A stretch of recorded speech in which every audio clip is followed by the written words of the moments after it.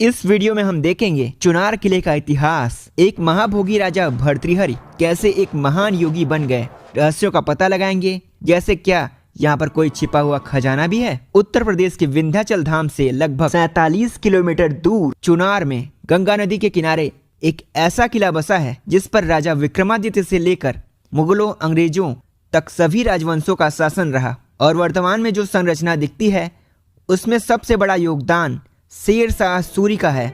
ज्यादा बकवास ना करते हुए चलिए किले के अंदर चलते हैं। मैंने सुना है कि यहाँ पर एक छिपा हुआ खजाना भी है। किला इतना बड़ा है कि 2 किलोमीटर दूर से ही दिखने लगा है, लेकिन इसमें ज्यादातर जगहें बंद हैं और वहां जाने की इजाजत नहीं है। बड़े बड़े राजा भी इस किले पर चढ़ाई नहीं कर पाए और घुटने टेक दिए, लेकिन आज हम इस किले पर चढ़ाई करके ही रहेंगे। किला बहुत ही ऊंचाई पर बनाया गया है और इधर पतली गली है, मतलब यहाँ ज्यादा लोग नहीं आ पाएंगे और जो आएगा उसे आसानी से निशाना बनाकर नीचे टपकाया जा सकता है। बगल में गंगा नदी है। अगर कोई यहाँ नाव से आएगा तो उसकी रफ्तार धीमी होगी और उसे भी तीरंदाज आसानी से टपका सकेंगे। जैसे ही हम गेट के पास पहुंचे, ऊपर एक शिलालेख था जो फारसी और अरबी की मिश्रित भाषा में लिखा था। कहीं इसमें गुप्त खजाने के बारे में तो नहीं लिखा? ये तो इसे पढ़ने के बाद ही पता चलेगा। दर्जिल्लाह अल मलिक अल अजीम व अस सुल्तान अल करीम, महान और दयालु सुल्तान जो अल्लाह की छाया में है। इतना महान है कि खुद की ही तारीफें लिखवा रहा है, लेकिन ये शायद कोड वर्ड भी हो सकता है कि जो महान और नेक दिल राजा होगा वही इस खजाने को पा सकता है। और आज के राजा तो प्रधानमंत्री और मुख्यमंत्री होते हैं। मुझे लगता है कि यहीं पर खजाना था और इसीलिए इस गेट को बंद कर दिया गया है। दोस्तों, जब मैं 2032 में मुख्यमंत्री बनूंगा तो इस खजाने को खुदवा के 10 लकी सब्सक्राइबर में बांट दूंगा। तो 2032 विधानसभा चुनाव में मुझे भारी मतों से विजयी बनाएं। वाह अब्दुल फतह शेर शाह सुल्तान आदिल, विजयी और न्यायप्रिय सुल्तान शेर शाह। इन तसरुल्लाह यंसरकुम, यदि तुम अल्लाह की मदद करोगे तो अल्लाह तुम्हारी मदद करेगा। तबारकल्लाहु व तआला अल मुल्क लिल्लाहिल वाहिदिल कराह, अल्लाह पवित्र और सर्वोच्च है, सारी सत्ता अल्लाह की है और वही एकमात्र अजेय है। मुहम्मद रसूल अल्लाह, अली वली अल्लाह, मुहम्मद अल्लाह के दूत और सहयोगी हैं। ये सब इसमें लिखा है, लेकिन हम इसे नहीं मानते। मुझे अरबी और फारसी नहीं आती तो मैंने इसे AI से पढ़ा है। अगर कुछ भी गलत होगा तो सारी गलती AI की। अब आगे चलते हैं। कभी यहाँ मुगल और अंग्रेज की सेना हुआ करती थी, लेकिन अब यहाँ भारतीय पुलिस का राज चलता है। कभी इस गेट पर 2 पहरेदार खड़े होते थे जो किसी के जाते ही मारने के लिए दौड़ने लगते थे,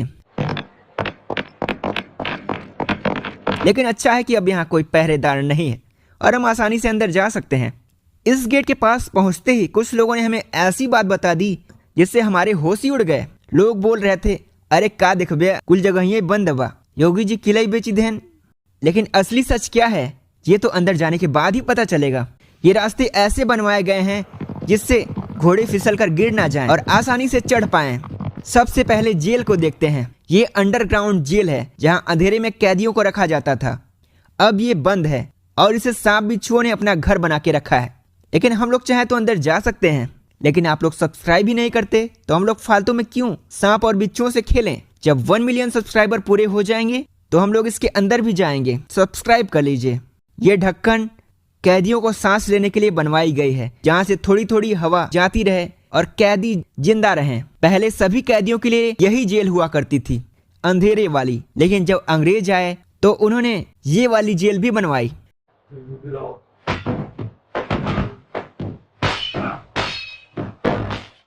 आम कैदियों को यहाँ पर रखा जाता था और अंग्रेज सरकार के खिलाफ विद्रोह करने वाले क्रांतिकारियों को अंडरग्राउंड जेल में ढकेल देते थे। अभी भी कुछ कैदी अंदर हैं। ये दुनिया की पहली ऐसी जेल है जहां पर कैदी खुद ही अंदर बाहर आ जा सकते हैं। ये जो सामने दिख रहा है उसे पता नहीं किसने और पता नहीं क्यों ही बनवाया था। इसके पीछे कुछ कहानियां हैं कि इसे राजा सहदेव ने अपनी बेटी सोनवा की शादी के लिए बनवाया था। जैसे शादी के मंडप में चिड़िया और सुग्गे जड़े होते हैं, वैसे ही यहाँ पर असली चिड़िया और सुग्गे हैं। यहाँ से नीचे एक अंडरग्राउंड रास्ता भी था जो गंगा नदी तक जाता था, जिसका इस्तेमाल नहाने और बाहरी आक्रमण के समय इमरजेंसी में भागने के लिए भी होता था। देवकी नंदन खत्री ने चंद्रकांता उपन्यास लिखा, जिस पर कई नाटक बने और टीवी पर प्रसारित हुए। उसमें बताया गया है कि ये सुरंग नौगढ़, विजयगढ़, राजगढ़ तक जाती थी। लेकिन ये केवल कहानियां हैं और इसका वास्तविकता से कोई लेना देना नहीं है। करके चंद्रकांता का अंत, चंद्रकांता खत्म। तो अब चलते हैं राजा भर्तृहरि की समाधि की ओर। राजा भर्तृहरि राजा विक्रमादित्य, जिनके नाम पर विक्रम संवत चलता है, उनके बड़े भाई थे, जो बड़े ही भोगी और कामी राजा थे। फिर और असार जगत में पंडित तो दो अर्थ में जीता, या तो बुद्धि के बल पर तत्व ज्ञान के अमृत जल को पीता, या मुग्धा के पीन पयोधर और जघन घन का सुख पाता, और आतुर संभोगिनी के स्थूलांगों को करतल से छूता। ये उपनिषद गंगा है, जिसे आप चिन्मया चैनल पर जाके देख सकते हैं, जिसका लिंक मैंने डिस्क्रिप्शन और कमेंट बॉक्स में दे दिया है। बड़ी ही मजेदार और इंटरेस्टिंग कहानी है इनके योगी बनने के पीछे की। एक बार एक साधु ने राजा भर्तृहरि को एक आम दिया, जिसे खाने वाला बहुत ही लंबे समय तक जवान रह सकता था।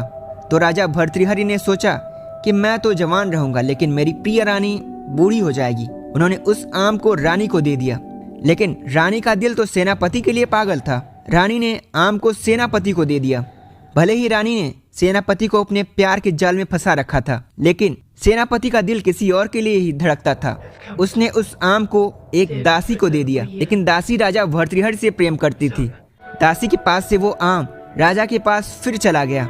जब राजा ने पता लगाया कि आम किसके किसके पास गया, तो राजा के तो होश ही उड़ गए और दिल ही टूट गया। उन्होंने पूरा राज्य और भोग विलास छोड़ दिया और चुनार जाकर तपस्या करने लगे। और उन्हीं की रक्षा के लिए राजा विक्रमादित्य ने 56 BC में इस किले का निर्माण करवाया था। लेकिन अब जो ज्यादातर संरचनाएं देखने को मिलती हैं, वो शेर शाह, मुगल और अंग्रेजों के समय की हैं। चलिए अब राजा भर्तृहरि की समाधि के दर्शन करते हैं और पंडित जी से भी यहाँ के बारे में जान लेते हैं। तो ये किला आप देख रहे हैं, ये समाधि किला मतलब मिल बनवाए थे, राजा विक्रमादित्य बनवाए थे। विक्रमादित्य से बनवाए थे, अपने भाई याद में बनवाए थे, राजा भर्तृहरि महाराज। मैं राजा भर्तृहरि महाराज पर ये राजा थे, राजा से योगी हो गए थे। योगी हो गए थे, यहाँ तप करना है, उसमें किला था नहीं, मतलब पूरी पहाड़ था और पीछे गंगा नदी देखे, उत्तर मानी गंगा। तो भर्तृहरि महाराज सोचे अगर यहाँ तप करेंगे तो यहाँ मन से आत्मा से काफी यहाँ शांति जगह मिलेगा। तो खुद गुफा टाइप हमारे अंदर बैठ गए। तो इस समाधि में बैठे तो कुछ दिन बाद इनके भाई आए विक्रमादित्य। तो विक्रमादित्य आए तो बोले भैया घर चली, तो बोले भैया हमसे घर से कोई मतलब नहीं, अगर हम घर जाएंगे तो मेरी समाधि से खंड हो जाएगा। खंड मतलब से कोई बाल बच्चा आएगा, कोई सिद्धार आएगा, तो मेरी समाधि से कोई महत्व नहीं रहेगा। तो विक्रमादित्य इनकी याद में ये पूरी पहाड़ से घेराबंदी करवाए 56 BC में। अब इनकी समाधि लेने बाद तो आप शासन नाम सुने, औरंगजेब नाम सुने, तो औरंगजेब जानते हैं हर जगह हिंदू मंदिर करवाने। तो इस समाधि पर शायद औरंगजेब कहा और कोई समाधि से अगर कोई आवाज़ निकले तो हमारी भी समाधि में कोई शक्ति है, कोई पावर है। अगर आवाज़ नहीं निकलेगा तो यहाँ छोड़ दें, समाधि मस्जिद बनवा देंगे। तो काफ़ी सुंदर भक्त मंदिर था, मंदिर पूरा गिरवा दिया। तो इस समाधि के तोड़ने दे भैया एक पट्टी यहाँ बीच में एक छेद है, तो यहाँ से वो घन मारे, वो घन मारते मंदिरों के काले काले घोरे होते हैं, वो लाखों संख्या में निकले। तब औरंगजेब कहा गरम तेल डालिए, अगर आप गरम तेल डालेंगे सब घोरे कितना रहेंगे, सब अंदर अंदर सब घोरे मर जाए। वो गरम तेल डालते जाए, घोरे आओ चार घूमे बेसी बढ़ते जाए। और तेल तो मुझे धक्का हो गया, मतलब हम तेल छोड़ते जा रहे, घोरे संख्या बेसी बढ़ते जा रही है। तब औरंगजेब भी समझ गया ये कोई समाधि में कोई शक्ति है, कोई पावर। तो खुद आया औरंगजेब, यहाँ माफ़ी मांगा और माफ़ी मांगने के बाद ये 4 खम्भे, औरंगजेब ये 4 खम्भे आप देख रहे भैया, ये औरंगजेब खुद लगवाए भैया। और ये फारसी पर लिख दिया औरंगजेब भैया, ये फारसी पर लिख दिया, औरंगजेब पर लिख दिया, चाहे हिंदू चाहे मुसलमान चाहे सिख चाहे ईसाई चाहे कोई धर्म जाएगा, इस समाधि पे इज्जत करेगा, इस समाधि पे कोई क्षति नहीं पहुँचाएगा। और एक समाधि में आप खासियत है भी, अगर यहाँ कोई मन्नत मांगे और आपसे कोई मन्नत पूरी, अगर आपके मन में शंका है, भाव है, तो आप खुशी से और प्रेम से आप कच्चा तेल छोड़ेंगे, सरसों तेल, तो पुण्य भर जाएगा। अगर आपके मन में छल है, कपट है, तो लाखों टीका आप तेल छोड़ दीजिए, पुण्य में वो तेल नहीं भरेगा। जैसे कोई मन्नत मांगते, मन्नत पूरी होती है, तो मन्नत में हम लोग तेल यहाँ काम करते हैं। जी। यहाँ पे जो औरंगजेब द्वारा फारसी लिपि और उर्दू भाषा में लिखवाया गया है उसका भी हमने AI ट्रांसलेट किया तो कुछ बातें समझ में आई। जैसे इसमें लिखा है, जैसे माँ अपने बच्चे का ख्याल रखती है वैसे ही हर इंसान की मदद करो, लोगों से प्यार और इज्जत से पेश आओ, सबके साथ अच्छा बर्ताव करो, मदद के लिए हमेशा तैयार रहो, किसी के साथ बदतमीजी या घमंड मत दिखाओ, यही असली इंसानियत है। इसके अलावा यहाँ पर एक हाउस है जहाँ पर बंगाल के पहले governor general Lord Warren Hastings ने घर बनवाया था। यहाँ एक सूर्य घड़ी भी है, लेकिन ये सारी चीजें अभी बंद हैं। वीडियो के शुरुआत में जो मैंने बताया था कि एक अफवाह चल रही है कि योगी जी ने इस किले को बेच दिया है, वो झूठ थी। असल में इसे सरकार ने कॉन्ट्रैक्ट पर दिया है। जैसे ही यहाँ मरम्मत पूरी हो जाएगी इसे आम जनता के लिए फिर से खोल दिया जाएगा और ये सब करने में 1 से 2 साल लग जाएंगे। तब यहाँ लेजर शो भी होगा और हमारे 1 मिलियन सब्सक्राइबर्स पूरे हो जाएंगे। तब मैं उन जगहों को भी दिखाऊंगा जिन जगहों पर ताले बंद हैं और जो कैमरे में कभी कैद नहीं हुए। तो लाइक, सब्सक्राइब और शेयर कीजिए।